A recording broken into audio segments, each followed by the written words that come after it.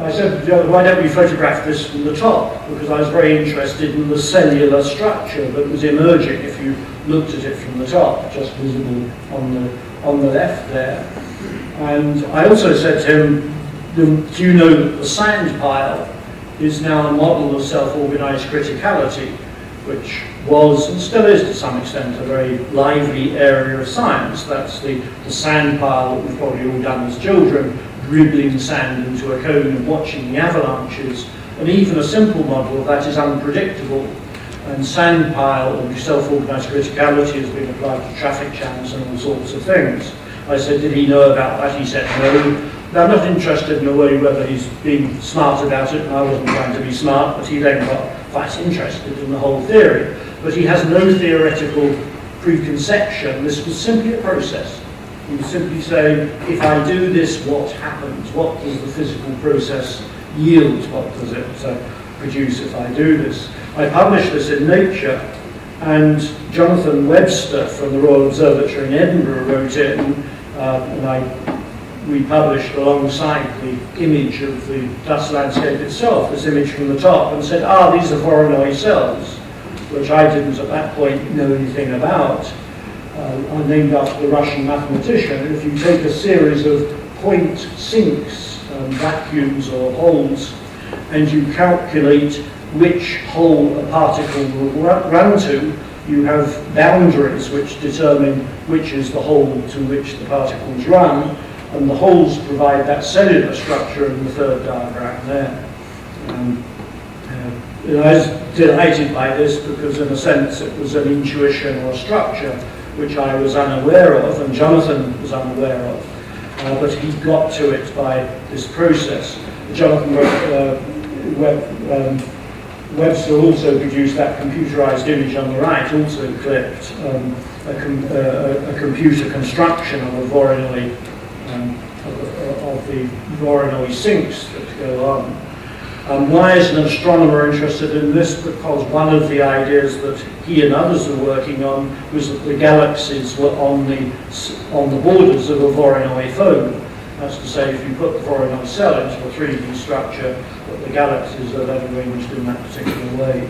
Now, I'm not particularly interested, well, I am interested, but I'm not concerned at this point as to whether that theory holds water. I'm more thinking about the processes of thinking, visualization, the relationship between physical intuitions and the image which you come up with, and the way in which artists and scientists can be working in cognate areas without any apparent dialogue. So that's what I mean by the structural intuitions. They underlie this in a particular way. Now, this is not a universal exploration for art and science. Obviously, it's local to these particular kinds of phenomena.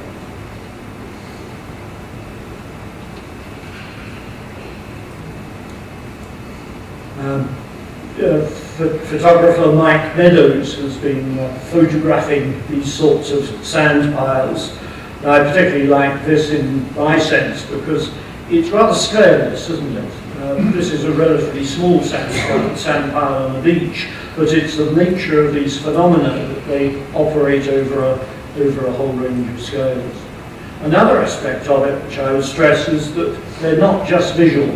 They're also somatic. They're based upon materials, the feel of things, the weight, and indeed upon bodily things in their own right. I think Einstein got this very well at a point where these sorts of ordering principles are happening before words, before images. There's a kind of pre-verbal, pre-image based on it. The words or language, this is a letter to Jacques Adamar, the words or language as they're written or spoken do not seem to play any role in my mechanism of thought. The psychical entities which seem to serve as elements and thoughts are certain signs and more or less clear images which can be voluntarily reproduced and combined. This combinatory play seems to be an essential feature in productive thought before there's any connection with logical construction in words or other kinds of signs which can be communicated to others. Einstein clearly, in issues of relativity and these strange physical phenomena, clearly there was a somatic element to it that you could feel stretching, warping, and these sorts of things in a way which you couldn't really do, strictly speaking, in diagrams, although people have tried. Anyway, that's a small preamble to all three lectures, just dealing with what I mean by structural intuitions and the range across scales, the somatic physical dimensions to it, as well as the intellectual visual dimensions. Two geometrical bodies, the 5 Platonic solids, so-called, and I'm also introducing the sphere, or as you will see in the later part of the lecture, a hemisphere. I'm going to deal in the first section with the Platonic solids, and then I come on to 2 domes. So the later part of the lecture is a story of 2 domes based upon hemispherical profiles. I mentioned Jefferson. You can imagine that, why he's there at this juncture. The issue of the Platonic solids, their Archimedean variants, the semi-regular versions, is still a non-trivial matter in Nature. In 2009, there was an article dealing with the packing of these forms, the smallest space into which you can pack the various regular and semi-regular bodies.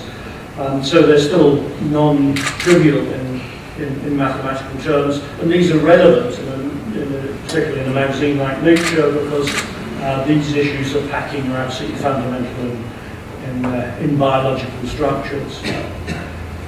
A Leonardo starting point. Each of the lectures or each of the things has a Leonardo starting point.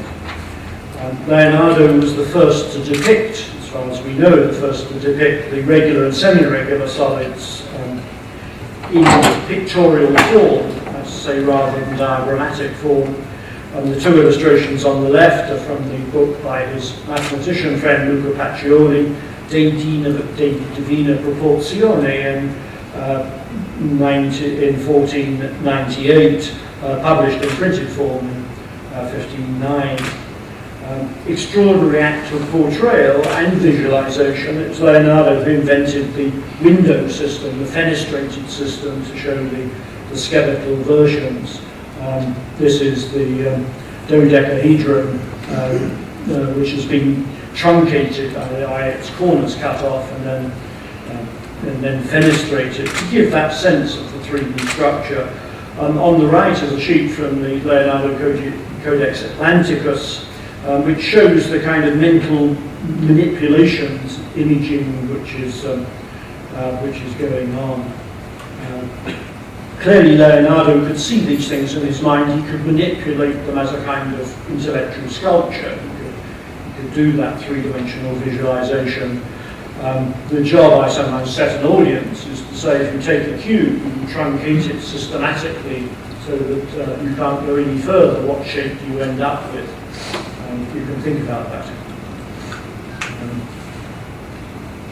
For Leonardo, these geometric forms were the key to the proportional system, both dynamic and static, of nature, and they provided the guide through which the human maker, the human remaker of nature, or the maker of natural type things, operated.